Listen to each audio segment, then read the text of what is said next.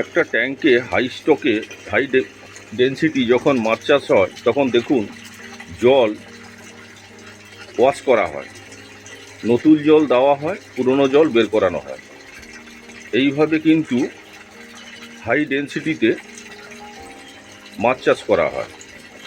ট্যাঙ্কে যখন মাছ চাষ করা হয় প্রত্যেক 7 দিনে একবার টুলু পাম্পের যে মোটর আছে, ছোট্ট 500 ওয়াটের যে মোটর, ওই মোটর দিয়ে ওই মোটরের যে জলটা আসে ওই জলে নতুন জল দেওয়া হয় ট্যাঙ্কিতে, পুরনো জল ট্যাঙ্ক থেকে বের হয়ে যায়।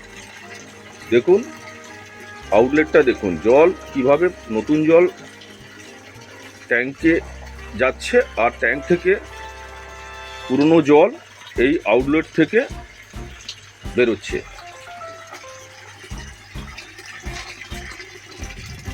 নতুন জল দেওয়ার পরে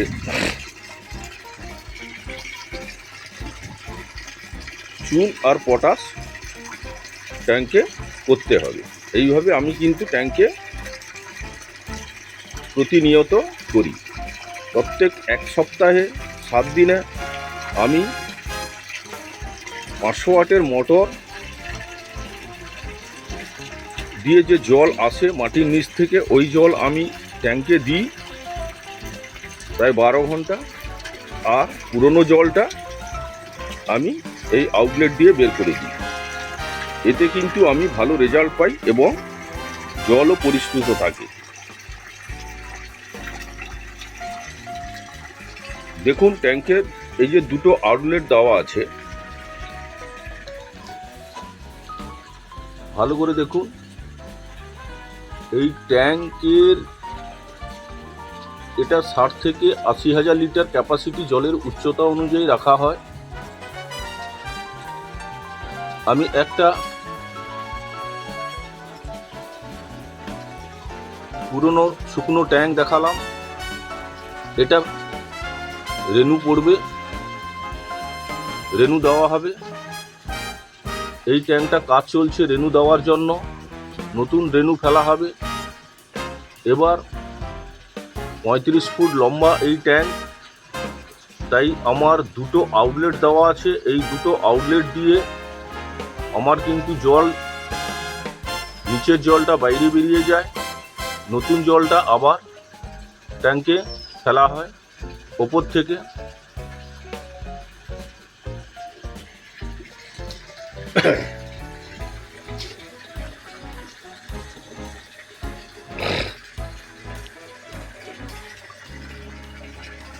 এই দেখুন, এটা কিন্তু আমার হাই স্টক আছে। নতুন জল দেওয়া হচ্ছে, পুরনো জল এই ট্যাঙ্ক থেকে বের হচ্ছে।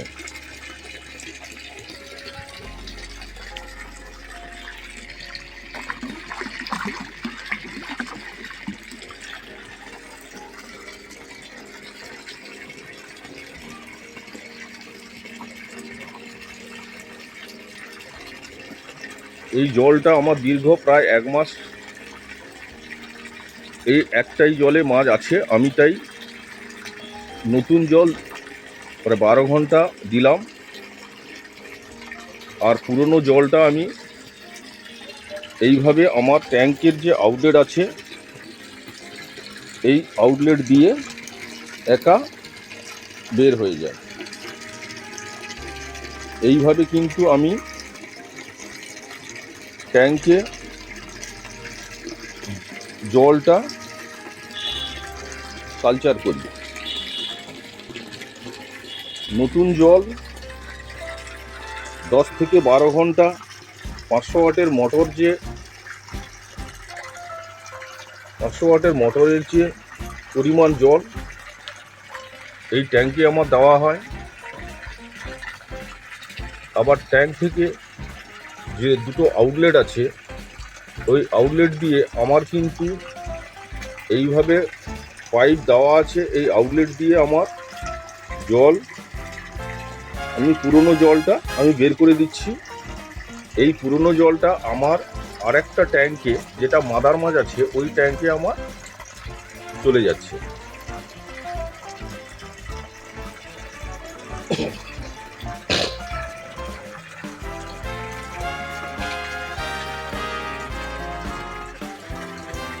অক্সিজেন থাকার জন্য জলটা কিন্তু আমার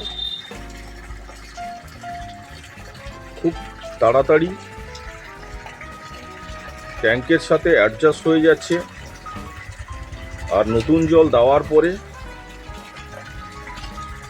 এই 40 থেকে বর্তমান 50,000 লিটার যে জল আছে, এতে আমার 500 গ্রাম চুন, 500 থেকে 1 কিলোগ্রাম চুন দেওয়া হয়, আর 50 গ্রাম পটাশ। জল ঢোকানোর পরে পটাশ আর চুনটা দিতে হবে। তার একদিন পর 2.5 থেকে 3 কিলো এই একটা ট্যাঙ্কিতে লবণ দেওয়া হবে। ভাইরাস ব্যাকটেরিয়া ঘটিত যে রোগ ব্যাধি হয়, ওর থেকে কিন্তু খুব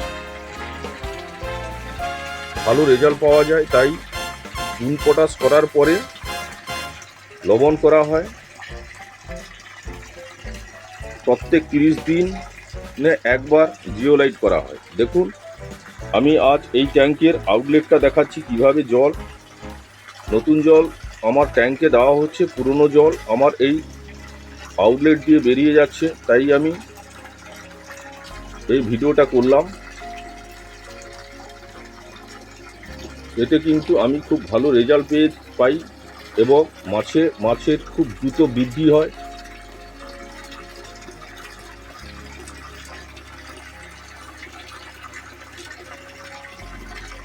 যখন আমার রেনু দেওয়া হয়, আমার রাত্রিতে কিন্তু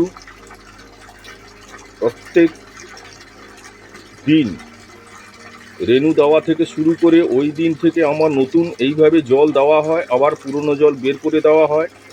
আউটলেটে যে দুটো আউটলেট থাকে, ওখানে আমার নেট দেওয়া হয় 180 বা 60 সাইজের যে নেট আছে, ওই নেটটা দিয়ে আমার জলটা, যাতে এই যে নেট আছে, এই নেট দিয়ে আমার আউটলেট প্যাকিং থাকে, যাতে রেনু দেওয়ার পরে এই রেনুটা যাতে না বেরিয়ে যায়, তাই আউটলেটে এই নেটটা দেওয়া হয়। এটা মনে হয় 80 সাইজের নেট। রেনু চাষ করার সময় কিন্তু খুব প্রয়োজন।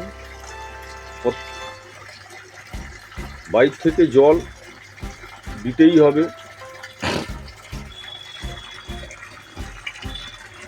এই দেখুন, একটা দিকে আমার জল ট্যাঙ্কিতে দেওয়া হচ্ছে, আর একটা দিকে কিন্তু আমার আউটলেট দিয়ে জলটা বেরিয়ে যাচ্ছে।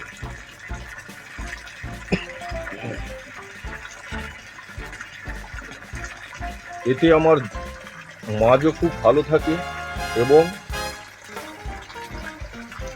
ট্যাঙ্কে খুব ভালো প্রোডাকশন নেওয়া যায়।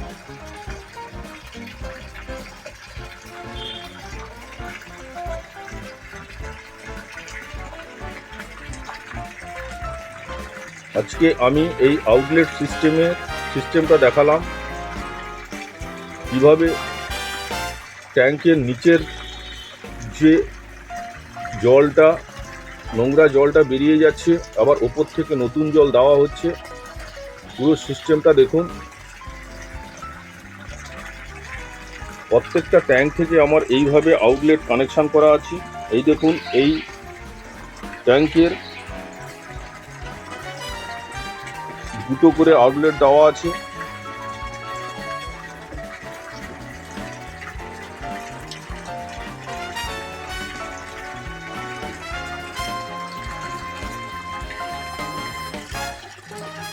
নতুন জল দেওয়া হচ্ছে, পুরনো জল বের হয়ে যাচ্ছে।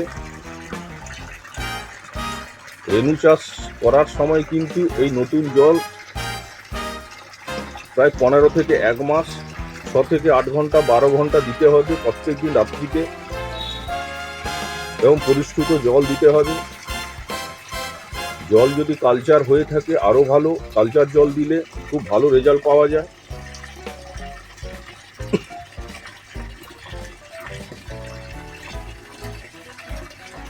এই যে দেখছেন আউটলেট, এই আউটলেট দিয়ে আমার এই জলটা বেরিয়ে যাচ্ছে।